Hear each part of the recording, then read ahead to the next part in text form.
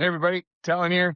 And I was just packing for SHOT Show, which is in just a couple of days. So if you're going to SHOT Show, I'm looking forward to seeing you there. And there's a lot of stuff that you need to have put together. And if maybe you're trying to start a YouTube channel or you have a small YouTube channel, it can be confusing on what you need to bring to a big convention hall like this and what kind of things are helpful. And since I was packing together my camera bag and everything else, I figured I'd go over it with you and maybe some stuff that I forgot last year that I want to bring this year that I want to make sure I have. So with that being said, let's go ahead and get into it, and we'll talk about first, you're going to be your cameras. Okay. So I've got my Sony ZV-1F, which is a great streaming camera just for doing like vlog style videos. It's got really good quality, or really good image quality, really good sound quality, and everything else. We'll get more into sound in just a second.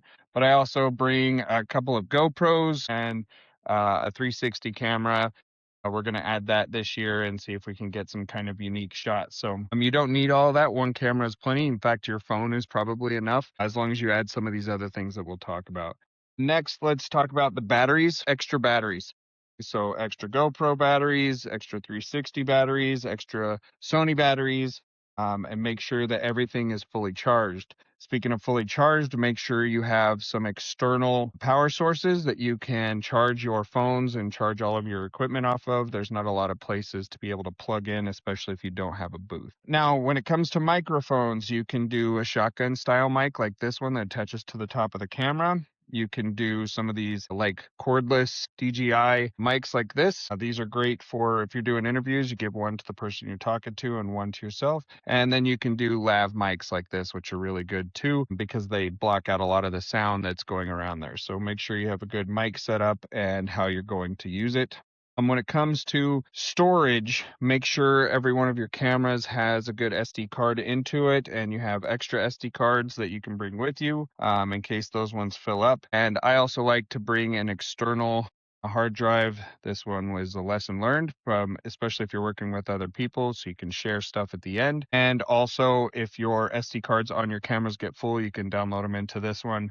This is a 1 terabyte, so it's got quite a bit of room. So you can put your videos onto this and be able to keep going. There's a lot of stuff to film. Speaking of that, whatever kind of gimbal system you're using, or camera cage, or if you're doing a tripod, this is a really good tripod. I got this after seeing somebody else that had it, and it worked really well for them. Instead of some tripods are really big and have a big footprint, there's a lot of people and they're going to walk in front of you and they're going to step in your way and things like that.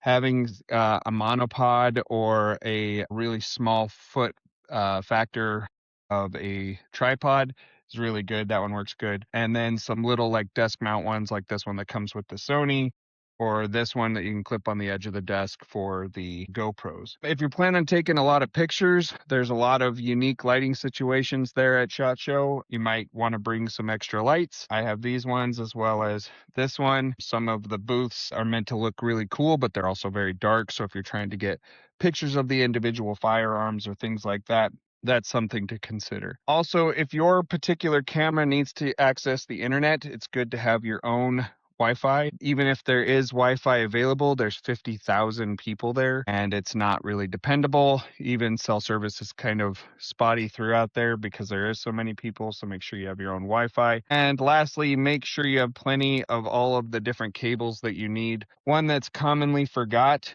is when you have your microphones, make sure you have your aux jack that connects the microphone receiver to the actual camera itself. So hopefully with that, you have a big case that you can carry this stuff around in. Hopefully I see you guys there. You do a really good job getting lots of good videos. We can share the experience of SHOT Show with everybody else that we go to see. So with that, hoping to see you this week.